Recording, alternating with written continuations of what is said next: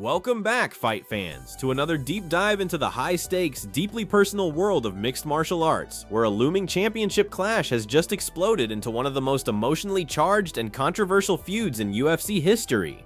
Firstly, in a line crossed on live TV, the athletic build-up to an undisputed title fight is usually defined by tactical breakdowns and standard athletic posturing, but the pre-fight narrative for UFC Freedom 250 took a sharp, volatile turn. During an interview with Fox Sports Australia, interim lightweight champion Justin Gaethje transitioned from routine promotional banter into deeply personal territory. When questioned about his opponent's signature theatrics, specifically the habit of bringing a white rose to fallen rivals, Gaethje dismissed the reigning champion as a superficial construct. He described him as an arrogant, irritating individual whose self-aggrandizing behavior would be intolerable to endure in close quarters for even 30 minutes. Had the critique stopped at a denunciation of his opponent's public persona, it would have remained within the conventional boundaries of psychological warfare. However, Gaethje deliberately pivoted to the champion's highly publicized domestic separation, explicitly stating that he understood why the fighter's ex-wife had severed ties with him, adding that he would have done the exact same thing to escape his behavior. The reaction across the mixed martial arts community was instantaneous and deeply divided. Digital platforms were immediately flooded with footage of the broadcast. To one segment of the fanbase, Gaethje's remarks represented a calculated masterclass in mental disruption, a deliberate attempt to unseat the champion's focus ahead of their unification bout. To others, the remarks were viewed as an uncalled-for transgression, a desperate tactic employed by a veteran looking to offset his opponent's massive cultural momentum. Regardless of the ethical interpretation, the statement effectively elevated the competitive tension to an entirely different level just 12 days prior to their scheduled meeting on the South Lawn of the White House. Nekin gade sori sek and soldier ebbet. There here is igjon na men one the men then warns if on the once ebbet. Veni hinendaf come heaven the meta and the petted ebbet. With you forms gissel hens. Vimen den bristen den wom dum veni non dum hot den man the order. Atizane is per ma pum did, von the honever unin wistamins. Sia ben yer pron pum did, ven min gwan bimia toad.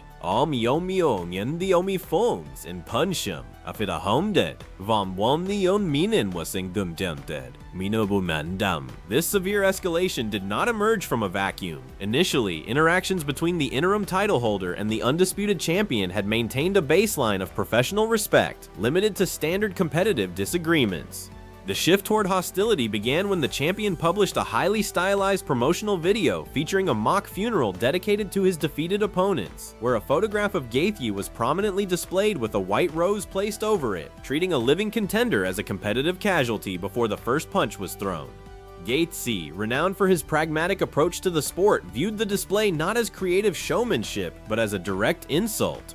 Yet, the true point of no return occurred when the champion directed his social media focus toward Gaethje's family. In a video published on Gaethje's personal YouTube channel as part of an Art of Violence feature, the interim champion's father, John Ray Gaethje, offered a supportive assessment of his son's career, noting that his son had historically performed exceptionally well against shorter adversaries like Michael Chandler and Rafael Fiziev.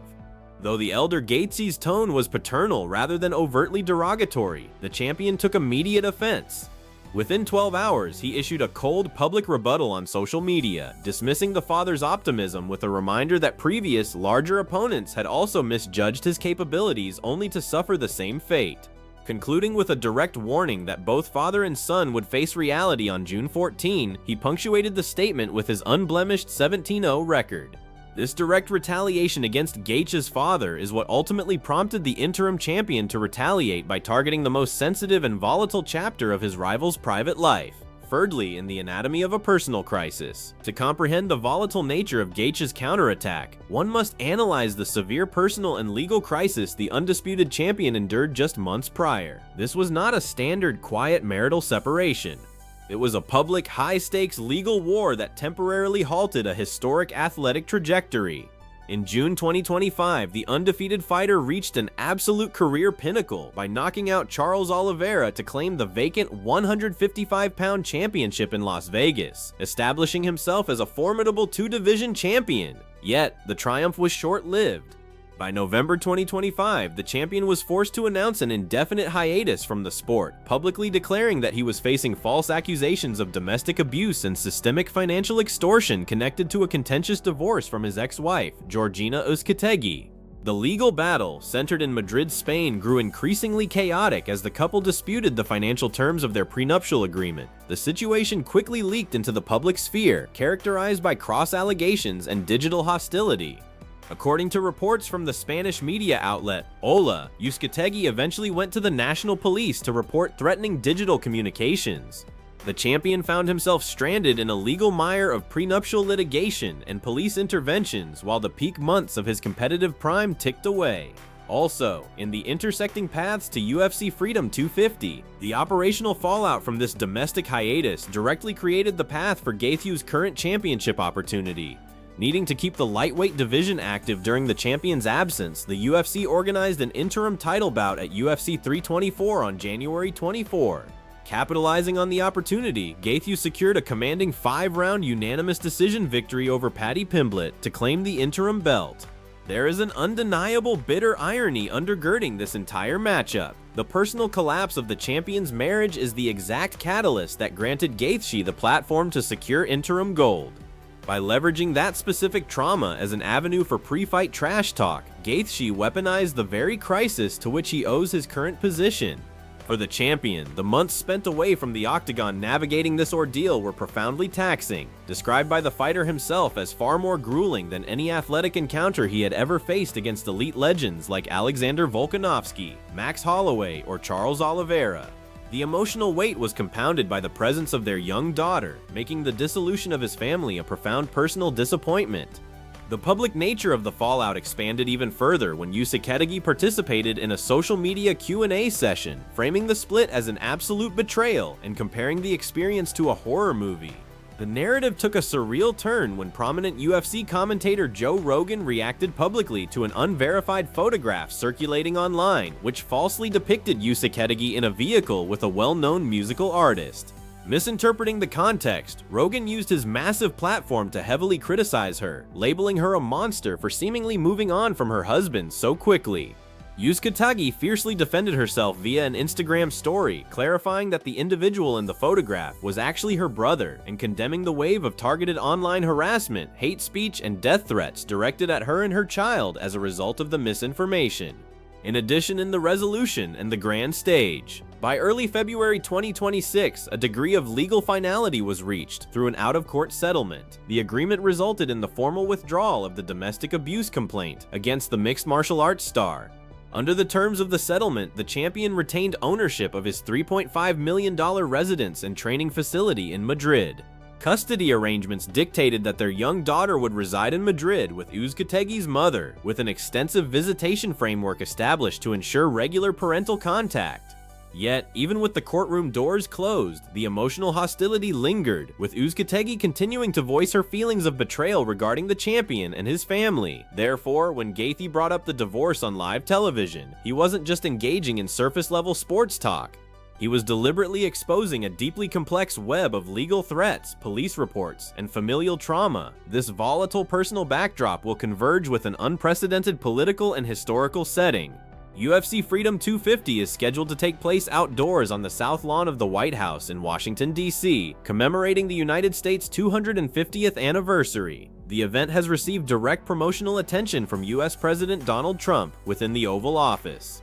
The outdoor June setting introduces extreme environmental variables, with commentators like Joe Rogan and UFC leadership expressing clear concerns regarding the intense summer humidity and potential insect disruptions. To combat these conditions, Gaethje and his elite coach, Trevor Whitman, adjusted their preparation to include high-temperature conditioning, such as intense sauna sessions immediately followed by rigorous sparring rounds. Conversely, the undefeated champion prepared by training alongside Alex Pereira's elite team in Madrid, managing a significant weight cut from near the 200-pound mark. Also, in a longtime UFC follower's analytical perspective, from my vantage point as a dedicated observer of the UFC, this matchup transcends standard promotional hyperbole. It is a fascinating study in psychological warfare, legacy definitions, and stylistic contrast. At 36 years old, standing at 27-5, Justin Gaethje knows this is his absolute final opportunity to shed the interim moniker and secure the undisputed UFC lightweight championship.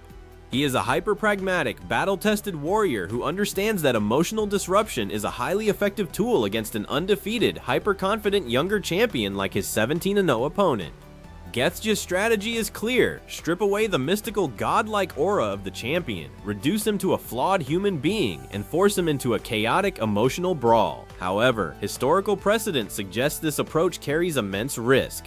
When provoked or dismissed as merely a short fighter, the champion has historically responded with cold, analytical violence, as demonstrated in his clinical stoppages of Volkanovski and Holloway. He does not appear to break under psychological pressure.